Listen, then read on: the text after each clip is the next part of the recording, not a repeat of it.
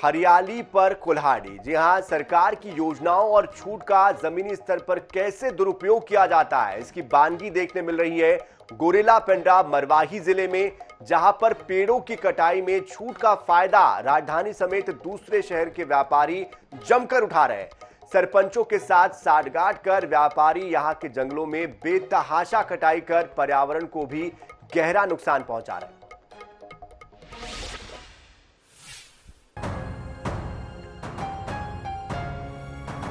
गौरेला पेंड्रा मरवाही जिले की वादियां मैकाल पर्वत श्रृंखला की तराई में होने और घने जंगलों की वजह से मशहूर है, लेकिन जिले की हरियाली को बीते 2 सालों से जमकर नुकसान पहुंचाया जा रहा है।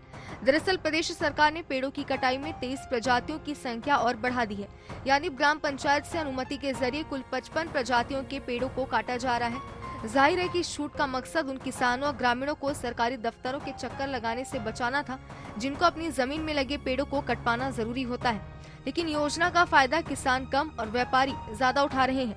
लोगों को चंद रुपयों का लालच देकर साठगांठ करके पेड़ों की बेतहाशा कटाई की जा रही है और विभाग आंख मूंद कर सब देख रहा है। कार्रवाई की गई, उनका सील कर दिएगा सेकंड मशीन को, और आगे भी जहाँ जहाँ सभी मैं मिलों में चेक करने के लिए निर्देश जारी कर दिया है। जहाँ भी अनियमितता मिलेगी वहाँ पर कार्रवाई की जाएगी। एक्चुअली क्या है, मैक्सिमम पेड़ जो है वो नीलगिरी के पेड़ होते हैं। जो प्लांटेशन लोग करते हैं वो सिर्फ इसीलिए करते हैं कि उससे कुछ अर्निंग हो जाए करके, अदरवाइज अदर जो इमारती लकड़ियों की कटाई नहीं हो रही है।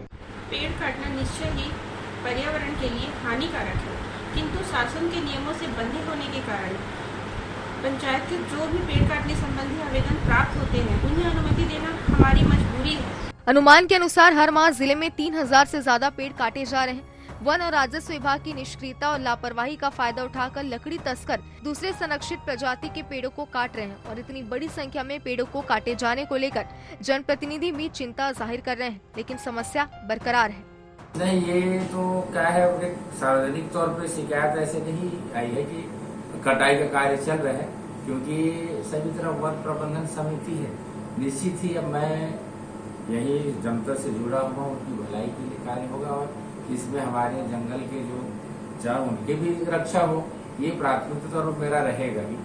और अभी जो भालू की कमी का कारण है, थोड़ा शहरीकरण ऑटोमेटिक होने लगा है गांव में भी, तो उसके कारण थोड़ा सा आवागमन को बढ़े हैं तो थोड़ा लुप्त दिखाई दे रहे हैं। ये पेड़ पौधा के नाम से ही ठंडक वन कहलाता है। आज बिलासपुर रायपुर के यहाँ ठंडा होने के लिए अमरकंटक के तराई में आते हैं। इसका खूब नाम इसलिए था, यहाँ के पेड़ पौधे, यहाँ का वातावरण, क्लाइमेट बहुत ही सुंदर पेड़ पौधे के कारण। आप जो बोल रहे हो बाबू मीडिया वाले को धन्यवाद।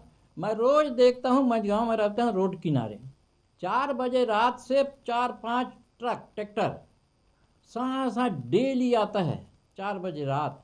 टिम्बर माफिया के द्वारा यहाँ से पेड़ काट के उनको बड़े बड़े शहरों में तस्करी की जा रही है और वन विभाग मूक दर्शक बैठ के देख रहा है सब कुछ। जिस जिले में कभी लोगों को पर्यावरण के प्रति प्रेम और चिंता थी, पर अब रोजाना सैकड़ों पेड़ों को काटते हुए ले जाते हुए चुपचाप देखने मजबूर है। जरूरी है कि सरकार पौधारोपण कार्यक्रमों के साथ ही अविलंब इस तरह की बेतहाशा कटाई पर रोक लगाए, ताकि पर्यावरण संरक्षित रहे। INS 24/7 के लिए पेंड्रा से आकाश पवार की रिपोर्ट। और जिस तरह से पेड़ों की अवैध तरीके से कटाई हो रही है, इस खबर को लेकर विस्तार से बात करने के लिए हमारे साथ हमारे संवाददाता आकाश पवार भी जुड़ चुके हैं। आकाश, कब से ये पेड़ों की अवैध कटाई चल रही है और किसके संरक्षण पर चल रही है? जिस तरह से हम ये देख पा रहे हैं, आपकी जो रिपोर्ट है इसमें आपने बताया है कि लंबे समय से चल रही है और यहाँ पर इसको लेकर कोई एक्शन नहीं हो रहा है। इसके पीछे की क्या वजह है और ये जो खबर चली है उसके बाद क्या कोई हरकत में आया है?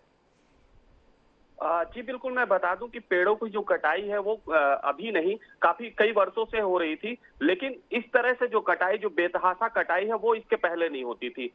भूतपूर्व जो सरकार थी उसके द्वारा जो है 23 पेड़ों के काटने के लिए जो वो ग्रामीण स्तर पर, ग्राम स्तर पर मंजूरी दी गई थी कि वहां से ये जो पेड़, जिनको ग्रामीणों को पेड़ कटवाना है, वो यहाँ से परमिशन लेकर के पेड़ काट सकते थे। लेकिन जब से ये वर्तमान की जो सरकार आई है, इनके द्वारा जो है पेड़ों की जो संख्या को बढ़ाते हुए 32 पेड़ और बढ़ाते करीब 55 प्रजातियों के पेड़ों को काटने और परिवहन की जो छूट प्रदान की गई थी, इसी छूट का असर है कि इस पूरे मरवाही वनमंडल में लगातार जो है पेड़ों की बेतहाशा कटाई हो रही है। ये कटाई ग्रामीण स्तर पर नहीं बल्कि यहाँ बाहर से आने वाले जो व्यापारी हैं, वो व्यापारी यहाँ के भोले भाले ग्रामीणों को जो है कुछ पैसा दे करके पेड़ों का कटवाते हैं और उसके बाद ग्राम पंचायत स्तर पर सरपंचों के साथ मिली भगत करके वो यहाँ से पेड़ों का परिवहन अन्य जिलों में करते हैं। बिल्कुल आकाश, लेकिन क्या कोई कार्रवाई इन पर नहीं हो रही है और इसीलिए लगातार इनके हौसले बुलंद हैं?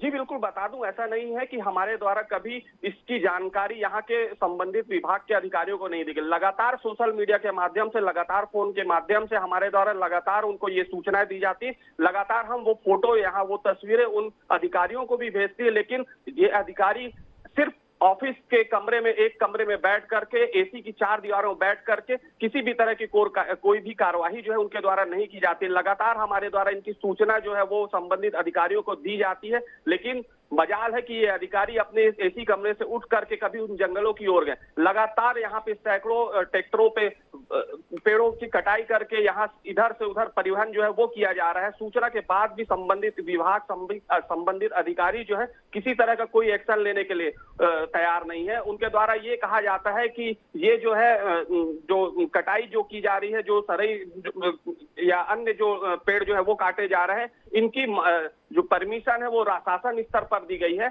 उसके बाद भी ये जांच के लिए कभी जो परिवहन जांच नाका भी जो बनाया गया है वहां पर भी इनके द्वारा कभी ये जांच नहीं की जा सकती कि जो पेड़ जा रहे हैं वह पेड़ जो उनकी अनुमति क्या शासन के द्वारा दी गई है कि नहीं दी गई, ये जांच तक खुद नहीं करते हैं।